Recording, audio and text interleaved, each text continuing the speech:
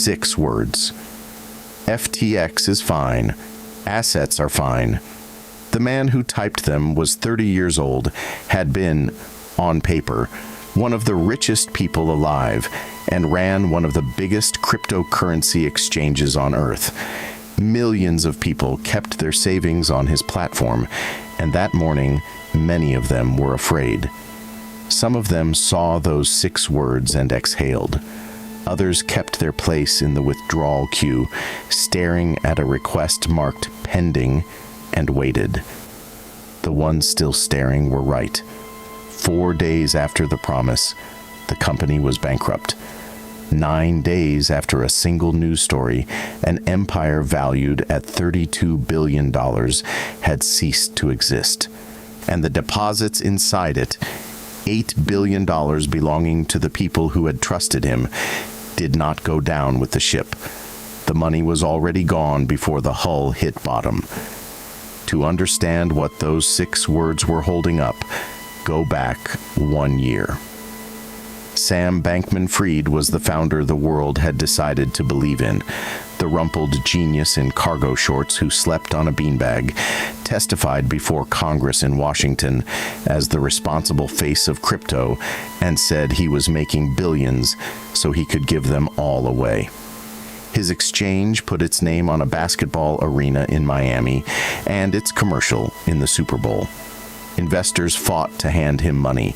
Sequoia Capital's own published profile celebrated that he sat through their pitch meeting playing a video game. But the empire had a shape almost nobody looked at. An exchange is supposed to be a vault. Customers hand over their money, and the vault holds it. Full stop. Next door to his vault, though, the same man owned a casino, a trading firm called Alameda Research, betting billions in the same markets. And the 2 houses ran on chips they had minted themselves.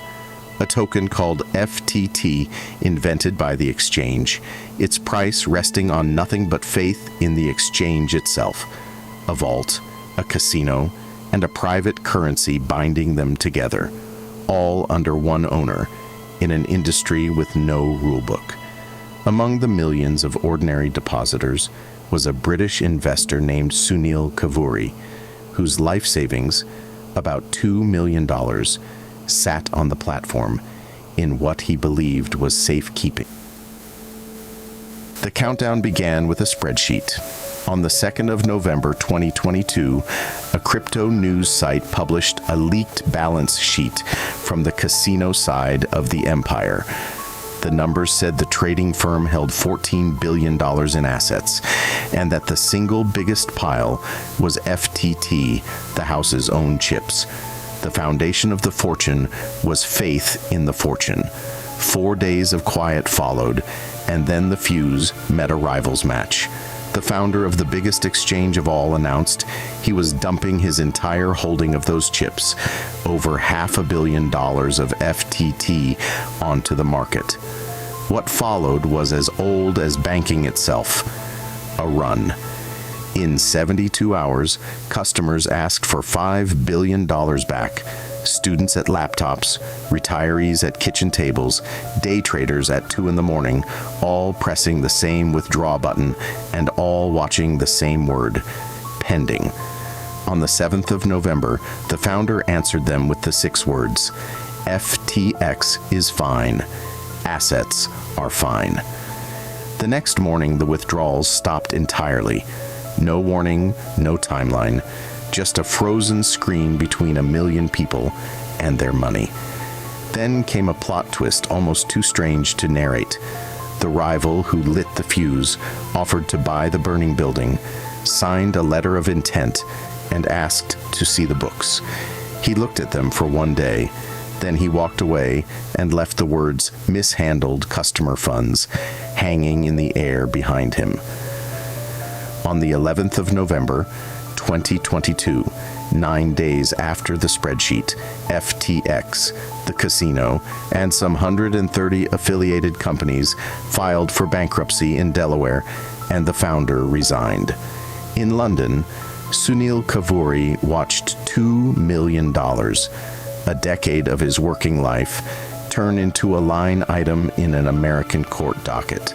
The 6 words were quietly deleted. And here is the fact that separates this story from every ordinary panic. The run did not create the hole. The run only revealed it. A vault that has actually kept its deposits can survive every customer arriving at once. This one could not, because for years there had been a door in the back of the vault, and it opened into the casino. The door was built into the software. From early on, customer deposits at the exchange could flow to the trading firm, and they did, billions of them, spent where recovery could never follow. Venture stakes in hundreds of startups, a penthouse at a gated resort in the Bahamas, stadium names, celebrity endorsements, and, by prosecutors' count, roughly $100 million in political donations. The gap this left behind, nearly $8 billion of other people's money, was tracked inside an internal account most employees could not see, under a label so bland it read like a rounding entry. When the bankruptcy hit, the man appointed to take over was John Ray, the lawyer courts had once sent in to clean up Enron. Ray had spent 40 years walking through the wreckage of corporate frauds, and 6 days into this one, he put a sentence into a court filing that became the epitaph of the whole company. Never in his career, he wrote, had he seen such a complete failure of corporate controls and such a complete absence of trustworthy financial information as occurred here. Worse than Enron, from the very man who buried it. They arrested the founder in the Bahamas in December of 2022. By the new year, workers in Miami were unbolting his company's name from the basketball arena, letter by letter, and his inner circle did not go down protecting him. The chief executive of the trading firm, Caroline Ellison, who was also his former girlfriend, pleaded guilty and took the witness stand against him. So did the co-founder who wrote the code and the engineer who maintained it. Between them, they described the back door, the missing billions, and the spreadsheets that tracked it all. The trial lasted a month. On the 2nd of November, 2023, 1 year to the day after the article that started the countdown, a Manhattan jury found Sam Bankman-Fried guilty on all 7 counts. At the sentencing the following March, out of more than 1 million victims, exactly 1 stood up in the courtroom to speak. Sunil Kavuri had flown from Britain to say it in person. I suffered every day for the past 2 years, he told the court, while the man who had held his savings looked on. I continue to suffer. He spoke of thousands of others he had counseled, people in depression, people on medication, families that had lost homes they were saving for. Then the judge gave the founder 25 years and ordered $11 billion forfeited. Then came the headlines that sounded like a happy ending, and were not. Customers, the stories said, would be made whole, 119 cents on every dollar. The catch sat in 4 quiet words: dollars as of bankruptcy. Every claim was frozen at the prices of the day the company died. A Bitcoin counted as $16,871, because that is what it traded for on the 11th of November, 2022. By the time the repayment checks actually arrived, years later, that same coin traded many times higher. A customer who held 1 Bitcoin got back about $20,000, and then watched the coin that used to be theirs climb out of reach. On the forums where creditors gathered, people ran the arithmetic over and over, as if running it one more time might change the answer. The vault paid its debts in the currency of its own funeral. $10 billion has flowed back to creditors since early 2025, with another $900 million beginning on the 31st of July, 2026.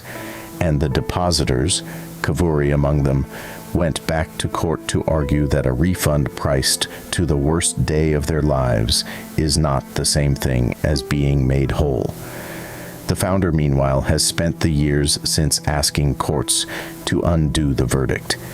In June of 2026, a federal appeals court answered unanimously. The fraud, the judges wrote, was complete at the moment the customer's money was taken. Hoping to pay it back someday is not a defense. The conviction stands, the 25 years stand, and he is not eligible for release until around 2044. The insiders who testified against him were sentenced long before that answer came. The casino's chief executive to 2 years. The programmers who confessed to no prison at all. That same month, his family formally petitioned for a presidential pardon. The answer from the Senate came in July of 2026, and it required no interpretation. A resolution declaring that he should receive clemency under no circumstances, passed 100 to nothing. Whatever else divides that chamber, the man who typed the 6 words had united it. He was right about one thing. The assets were fine. They bought penthouses and stadium names and Super Bowl airtime. They seeded startups and campaigns. They were, in every sense, fine. They were simply never his, and by the time 1 million owners came to collect, the assets had scattered somewhere their owners could not follow. 9 days to fall, 25 years to serve. And for the people who believed 6 words from a man they had never met, a refund priced to the day the trust ran out. Nearly 4 years on, the checks are still arriving, stamped with the prices of the day the vault came open. But the postmortem writes itself. The only question is whether anyone reads it before the next one.